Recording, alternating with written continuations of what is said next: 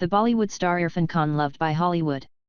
In 2007 Irrfan came to New York to promote Michael Winterbottom's A Mighty Heart, an investigation into the kidnapping and murder of the Wall Street Journal's South Asia correspondent Daniel Pearl. A Mighty Heart was Irrfan's second international project.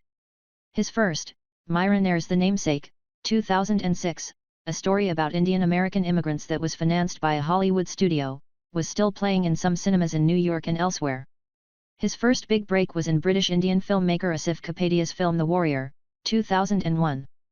The BAFTA-winning film was presented in cinemas with an endorsement from late filmmaker Anthony Minghella.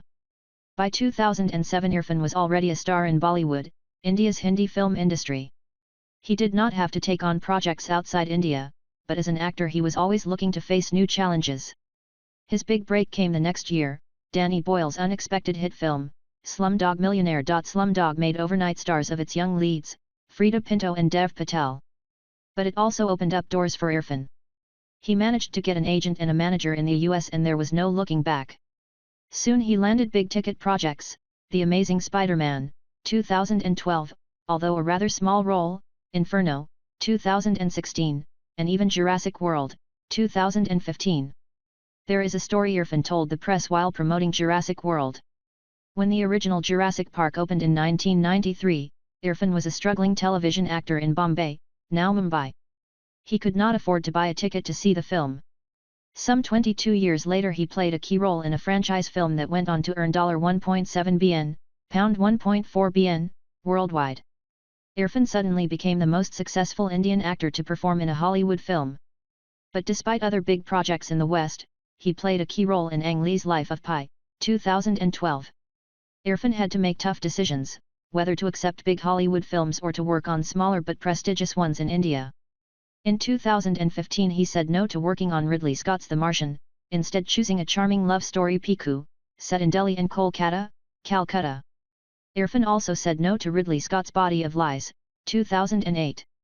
And his biggest regret was missing out on Christopher Nolan's Interstellar, 2014, because his smaller India-based project The Lunchbox was being shot at the same time. He could have gone along that path of A-list projects, but in 2018 he acted in his first American indie, a sweet little film called Puzzle where he played an eccentric rich man, alongside Kelly MacDonald. The world was just opening up for Irrfan and he was in his early 50s. Then in the spring of 2018 he disclosed he was suffering from a neuroendocrine tumour. Soon he left for London for treatment. In 2 years of the struggle and cancer treatment, Irrfan was able to complete one Hindi-language film Angreza Medium, 2020. There was so much promise, so many more roles to play.